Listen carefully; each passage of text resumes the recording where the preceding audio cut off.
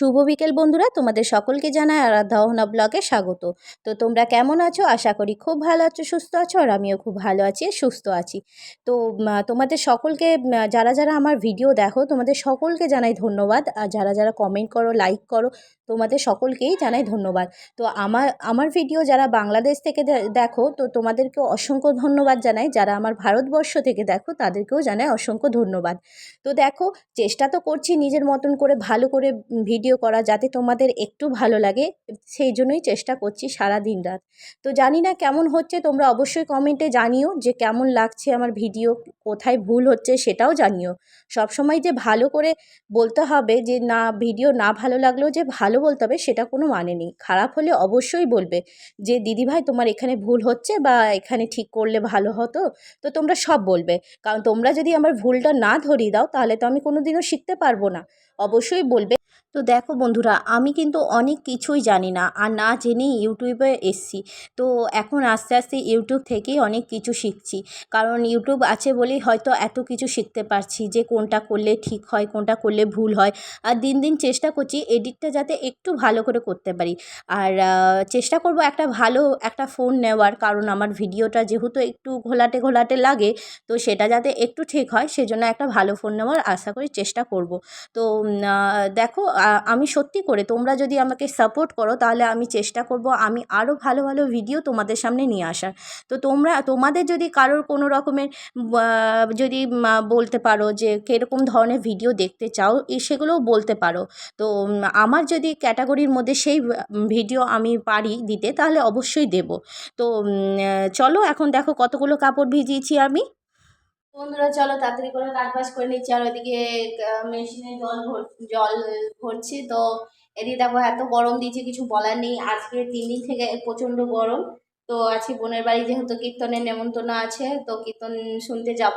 তো চলো তাড়াতাড়ি করে কাজ না করলে তো আর যেতে পারবো না, তাড়াতাড়ি করে কাজ করে নিই। আর সন্ধ্যা হতে যাচ্ছে, এখন দেখি কখন যায়।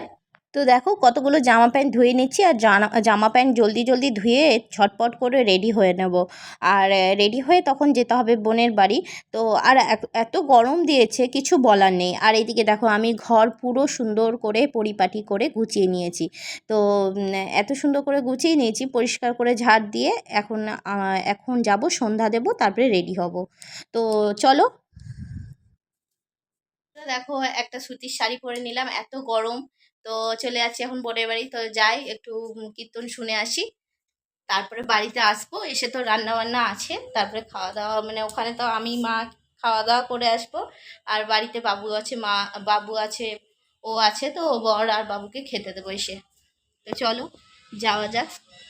প্রচণ্ড গরম, কিছু বলার নেই। তো এদিকে মেয়ে দুটো দাঁড়িয়ে আছে, চলে যায় আর কি অন্ধকার বাইরে। আমি আর ঝুম দাঁড়িয়ে আছি, ঝুম রেডি হয়ে একদম দাঁড়িয়ে আছে। আর ওইদিকে বাবিয়া, আই দেখো আমাদের। তো আমার বাবিয়া তো কোথাও গেলে এত খুশি হয় কিছু বলার নেই, মানে ও খুব আনন্দ পায়। আর ক্যামেরা অন করলে ও যেন মুখের ভঙ্গি কীরকম কীরকম করতে থাকে, ও ভাবে এরকম করলে বোধহয় আমাকে ভালো লাগছে, সেই জন্য করে। আর এদিকে দেখো আমার ঝুম কেমন উকি ঝুঁকি মারছে। আর ঝুমের চুলগুলো আজকে আমি কেটে দিয়েছি ঘরে, এত বড় বড় হয়েছে যে সামনে স্কুল খুলছে। তো আমি ভাবলাম না, চুলটা কেটেই দিয়ে, এবারে গরম পড়েছে, এত গরমে সত্যিই পারা যাচ্ছে না।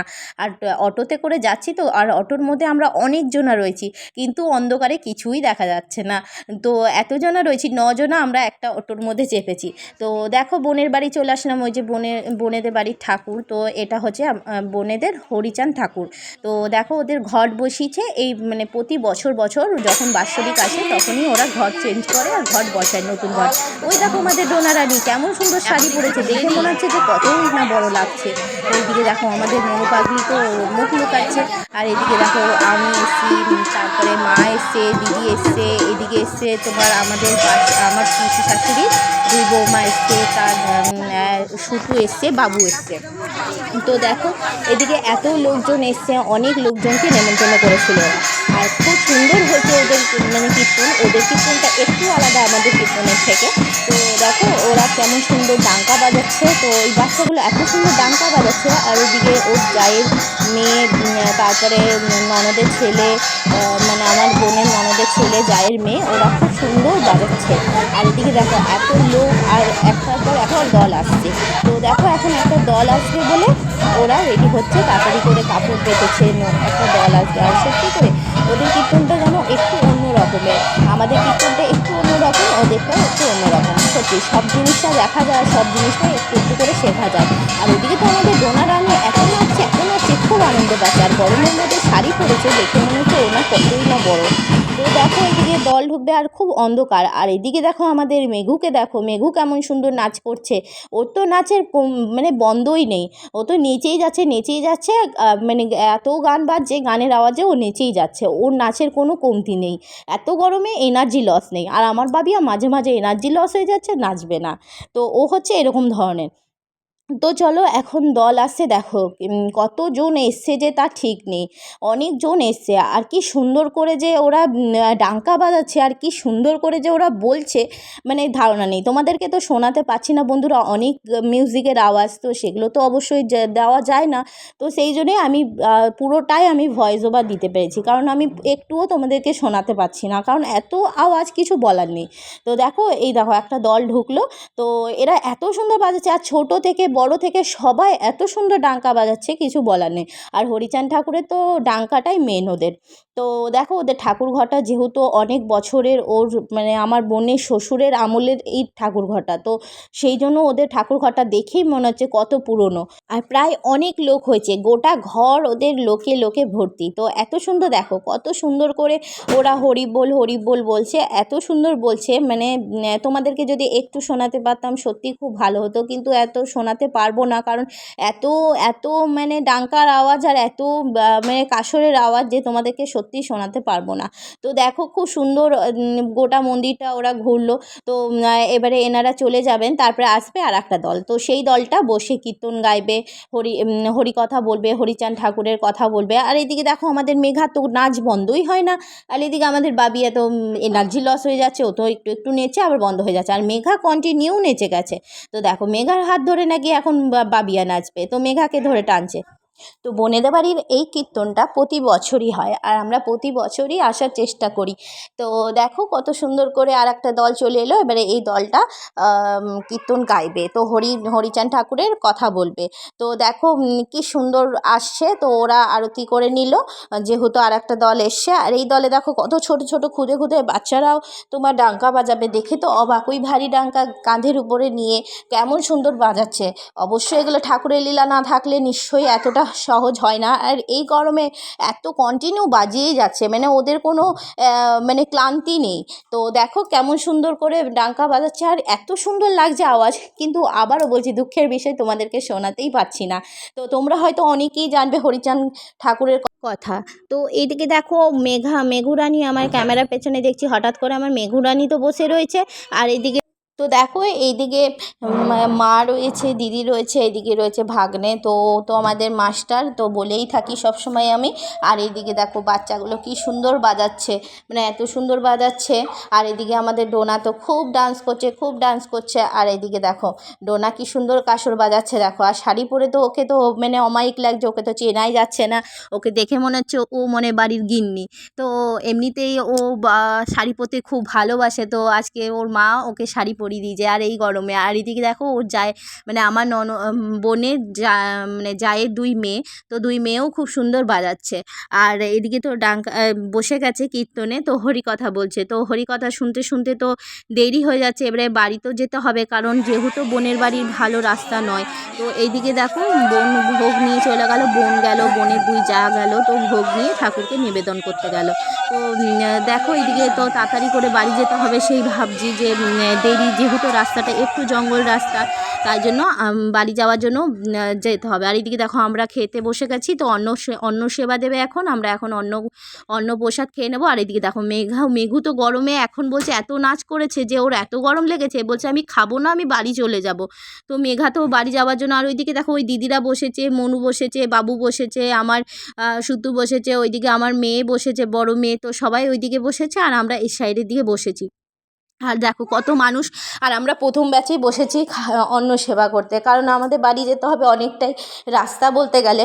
আর রাস্তা তো ভালো নয়, কারণ রাত হয়ে যাচ্ছে, রাস্তাটা খুবই জঙ্গল রাস্তা। তো সেই জন্য আমরা তাড়াহুড়ো করে চলে যাব বাড়ি। তো দেখো এদিকে বাচ্চা বাচ্চা ছেলেগুলো খেতে দিচ্ছে।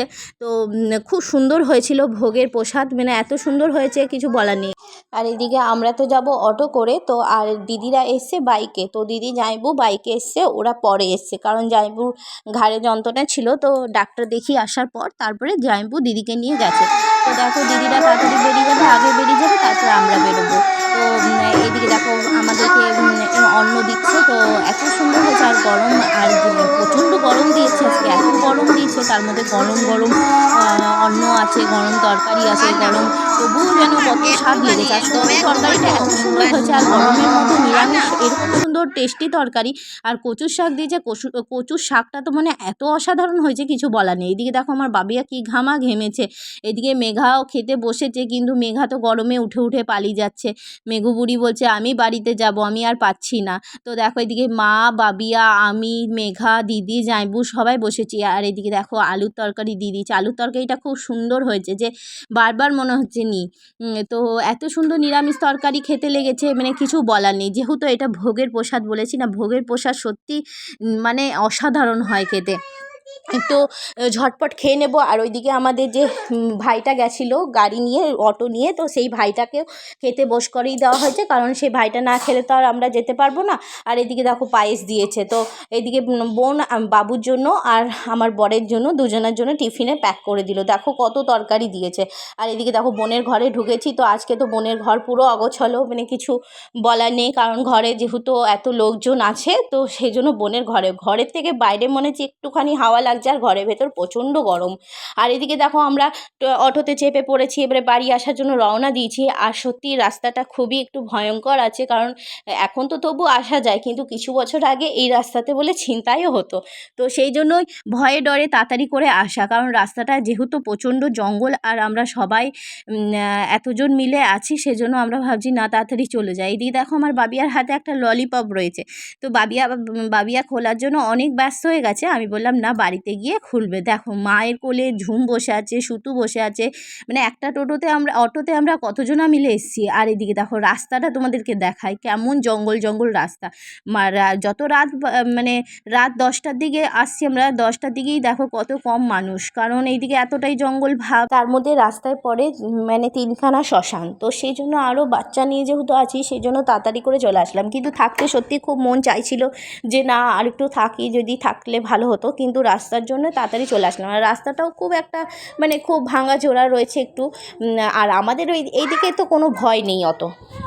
বোনের বাড়ি থেকে চলে এলাম। তো এত পরিমাণে গরম কিছু বলার নেই, কিন্তু খুব সুন্দর হলো ওদের কীর্তন, মানে মনটা সত্যি জুড়িয়ে গেল, এত সুন্দর হলো ওদের কীর্তন। রাতে যে অন্ন সেবা দিল, তো অন্ন সেবাতেও অন্ন খুব সুন্দর খেলাম, প্রসাদ এত সুন্দর হয়েছে, মানে কচু শাক দিয়েছে, সয়াবিনের তরকারি, আলুর তরকারি, চাটনি, পায়েস, প্রতিটা জিনিসই যেন খুব সুন্দর হয়েছে।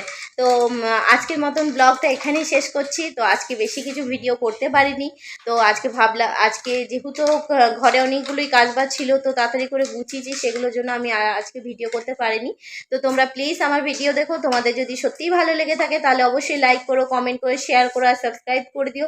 কারণ দেখো বন্ধুরা, তোমাদের যাতে ভালো লাগে সেরকমভাবেই অনেক চেষ্টা করছি যাতে তোমাদের ভালো লাগে।